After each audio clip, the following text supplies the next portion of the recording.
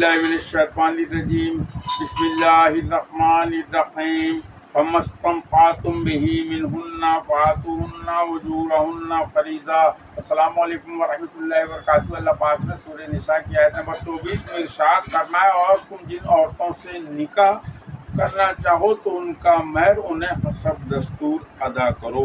اور سورہ نساء کی آیت نمبر 4 میں اللہ پاک نے فرمایا، اور عورتوں کو ان کے مہر خوشی سے دو، اور اگر وہ اس میں سے تمہیں کچھ دے دیں تو اسے خوشی خوشی کھاؤ۔ شوہر پر بیوی کو مہر دینا واجب ہے۔ مہر عورت کا شرعی حق ہے۔ عورت اپنی عصمت جو شوہر کو سپرد کرتی ہے اسی کا بدلہ مہر ہے۔ پہلی بار بیوی شوہر کو صحبت کرنے سے روک سکتی ہے یہ کہہ کر کہ پہلے میرا مہر ادا کرو، لیکن بعد میں نہیں روک سکتی۔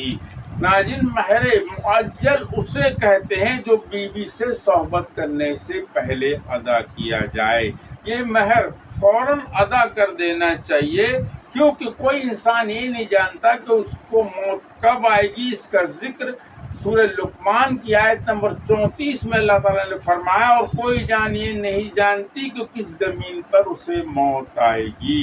ناجین اگر بیوی کو اچانک موت آ گئی اور اس نے مہر کو معاف نہیں کیا تو آپ صلی اللہ علیہ وسلم نے فرمایا اس کا شوہر زنا کرنے والوں میں مرے گا۔ اللہ اکبر۔ ناجین مہر موجل اسے کہتے ہیں جس کی مدت طے ہوئی ہو، اسے مہر موجل کہتے ہیں۔ ایسے مہر کو ناجین سونے پر رکھنا چاہیے، کیونکہ اگر ہم نے اس کو رقم پر رکھا، رقم پر مہر طے کیا اور 10 سال بعد مثال کے طور پہ شوہر ادا کر رہا ہے تو اس رقم کی قیمت کم ہو جائے گی 10 سال بعد۔ اگر سونے پر مہر رکھا گیا تو 10 سال بعد اگر شوہر مہر اس کا ادا کرتا ہے یا تو اتنا سونا دے گا یا اس وقت کی قیمت دے گا، اس سے عورت کو نقصان نہیں ہوگا۔ ناظرین آج کل کچھ لوگ دہیج میں مانگ کرتے ہیں۔ مفتی اکرام فرماتے ہیں کہ دہیج مانگنا حرام ہے۔ ہاں، سورہ نساء کی آیت نمبر 11 میں اللہ پاک نے فرمایا کہ باپ کی جائیداد میں سے بیٹی کو حصہ دینا فرض ہے۔ ہاں ناجین، اگر کوئی لڑکا شادی میں بائک یا کار کی ڈیمانڈ کرتا ہے تو لڑکی کا مہر بھی اسی کی قیمت کے حساب سے رکھنا چاہیے تاکہ لوگ اس طرح کے گناہ کرنے سے بچیں۔ مہر لڑکے کی ناجین اصل میں حیثیت سے ہونا چاہیے تاکہ وہ وقت پر ادا کر دے اور گنہگار نہ ہو۔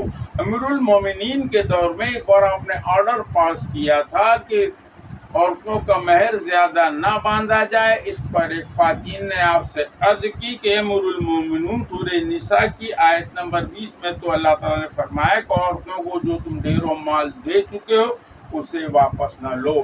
جب اللہ نے مال دینے پر حد نہیں باندھی تو آپ حد کیوں باندھتے ہیں؟ آپ صلی اللہ علیہ وسلم نے فرمایا کہ نکاح کو آسان کرو اور زنا کو مشکل کرو۔ ناجین اگر نکاح خرچیلا کریں گے تو ہماری غریب اسلامی بہنوں کا رشتہ کیسے ہوگا؟ آپ صلی اللہ علیہ وسلم فرماتے ہیں نکاح شرمگاہ اور نظروں کی حفاظت کرتا ہے۔ آج کل ناجین اکثر لوگ نکاح کے بعد دہیج لے کر تو چلے جاتے ہیں، لیکن نکاح کے وقت مہر کی ادائیگی پر کوئی توجہ نہیں دیتے، جبکہ یہ ہمارے علماء کی جوابداری ہے کہ جو بھی نکاح پڑھائیں وہ لوگوں کو مہر کے مسئلے بتائیں تاکہ لوگ گناہ سے بچ سکیں اور معاشرے کی اصلاح ہو۔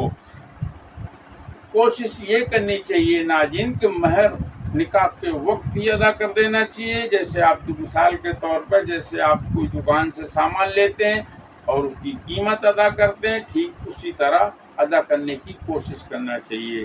ایک ہوتا ہے ناظرین مہر مطلق، جس کا وقت متعین نہیں ہوتا ہے۔ ناظرین تفصیل سے جانکاری کے لیے آپ مفتی اکرام سے رابطہ قائم کریں۔